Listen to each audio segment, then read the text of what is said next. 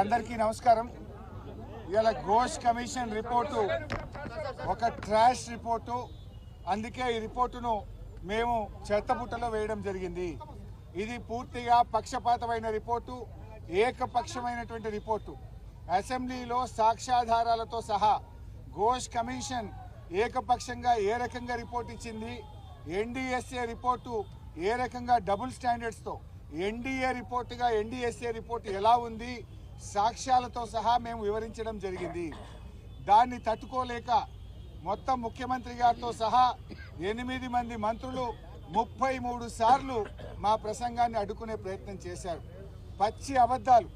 ఇలా సభలో మేము మైక్ కావాలని దాదాపు గంటన్నర సేపు స్పీకర్ గారిని, ఎల్ఏ మినిస్టర్ గారిని మేము ప్రాధేయపడ్డా కూడా మైక్ ఇవ్వలేదు. ఇవాళ మీరు ఏంది ఆదివారం రోజు అసెంబ్లీ పెట్టి ఎక్కడ ఈ రిపోర్టు కోర్టులో కొట్టుడుపోతుందో అని హడావిడిగా పెట్టి బురద జల్లే కార్యక్రమానికి ఇవాళ ప్రభుత్వం దిగింది. నిజంగా చర్చ మీద మీకు నిజాయితీ ఉంటే ఎందుకు మాకు మైక్ ఇవ్వలేదు? మైక్ ఇస్తే మీకు వచ్చిన ఇబ్బంది ఏందని నేను అడుగుతా ఉన్నా.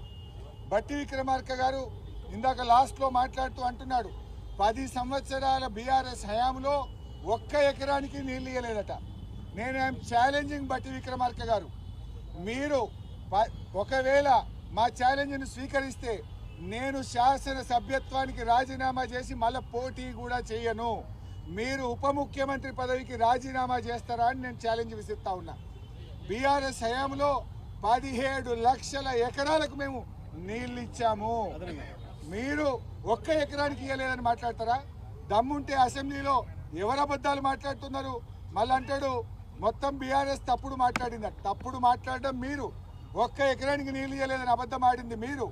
ఇవాళ 17 లక్షల ఎకరాల కొత్త ఆయకట్టుకు ఇచ్చాం, 20 లక్షల ఎకరాలు స్టెబిలైజేషన్ చేశాం, 37 లక్షల ఎకరాలకు బీఆర్ఎస్ ప్రభుత్వం నీళ్ళు ఇస్తే 1 ఎకరానికి ఇవ్వలేదని మాట్లాడతారా? అంతేకాదు ప్రాజెక్టులను చీల్చి చెండాడారు, ఎక్కడ ఏం చేయలేదంటారు.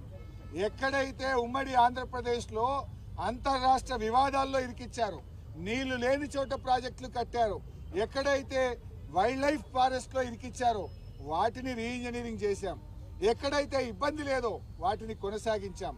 ఇలా కల్వకుర్తి, నెట్టంపాడు, భీమా, కోయిల్ సాగర్ పెండింగ్ ప్రాజెక్టులను రన్నింగ్ ప్రాజెక్టులుగా మార్చి 4,000 కోట్ల రూపాయలు ఖర్చు పెట్టి ఒక్క మహబూబ్ నగర్ జిల్లాలో 6 లక్షల ఎకరాలకు కొత్తగా సాగునీరు అందించింది బీఆర్ఎస్ ప్రభుత్వం. ఈ రకంగా మేము రాష్ట్రంలో 17 లక్షల ఎకరాలకు కొత్త ఆయకట్టు ఇచ్చాం. అబద్ధాలు చెప్పేది మీరు. ముఖం చెల్లక మేము చెప్పేటువంటి సమాధానాలకు, మేము అడుగుతున్న ప్రశ్నలకు, మేము చూపిస్తున్న ఆధారాలకు తట్టుకోలేక మా మైక్ కట్ చేశారు. 38 మంది ఉన్న బీఆర్ఎస్ పార్టీకి గంట టైం ఇస్తారా? ఏమి ఇంత కాళేశ్వరం కమిషన్ మీద నిన్న మేము అసెంబ్లీలో అడిగాం. అసలు ఈ సమయంలో వరదల గురించి మాట్లాడదాం, ఈ సమయంలో ఎరువుల కొరత గురించి మాట్లాడదామంటే లేలే వరదలు కాదు, బురద రాజకీయం, కాళేశ్వరమే మాట్లాడతామన్నారు. అయినా కూడా ఓపికగా ఇవాళ మేము అటెండ్ చేస్తే కనీసం మాట్లాడడానికి కూడా అవకాశం ఇవ్వలేదు. ఇలా ఉత్తమ్ కుమార్ రెడ్డి సభలో మాట్లాడుతున్నాడు, మా ప్రభుత్వం వచ్చిన తర్వాత ఇంత ఆయకట్టు పెరిగింది, ఇన్ని ఎకరాల పంట పండింది అని ఉత్తమ్ కుమార్ రెడ్డి గారు మాట్లాడుతూ ఉన్నారు. నేను అంటా ఉన్నా, ఉత్తమ్ కుమార్ రెడ్డి గారు 2 ఏళ్ల కాంగ్రెస్ గవర్నమెంట్లో ఎక్కడన్నా ఒక కాలువ తవ్వినరా, ఒక చెరువు కట్టారా, ఒక్క చెక్ డ్యామ్ కట్టారా, 1 ఎకరానికన్నా కొత్తగా నీళ్ళు ఇచ్చారా? మరి ఏడికెళ్ళి పెరిగింది పంట? అదంతా బీఆర్ఎస్ ప్రభుత్వం చేసిన కృషి. మేము మిషన్ కాకతీయలో చెరువులు బాగా చేశాం, చెక్ డ్యాములు కట్టాం. మా ప్రభుత్వ కృషి వల్ల ఇవాళ ఈ రాష్ట్రంలో ఆయకట్టు పెరిగింది. మీరు వచ్చినాక ఇరిగేషన్ శాఖలో 1 ఎకరానికి కూడా కొత్తగా నీళ్ళు ఇవ్వలేదు. అదేవిధంగా ఈరోజు ముఖ్యంగా కాళేశ్వరం సంబంధించి నీళ్ళే రాలేదంటారు. మేము సవాల్ విసిరినాం, పోదాం పదా, జర్నలిస్టులు, మేధావులు అందరం కలిసి పోదాం, అందరం పోయి భూపాలపల్లి భూములను అడుగుదాం, కాళేశ్వరం నీళ్ళు వచ్చినాయా లేవా.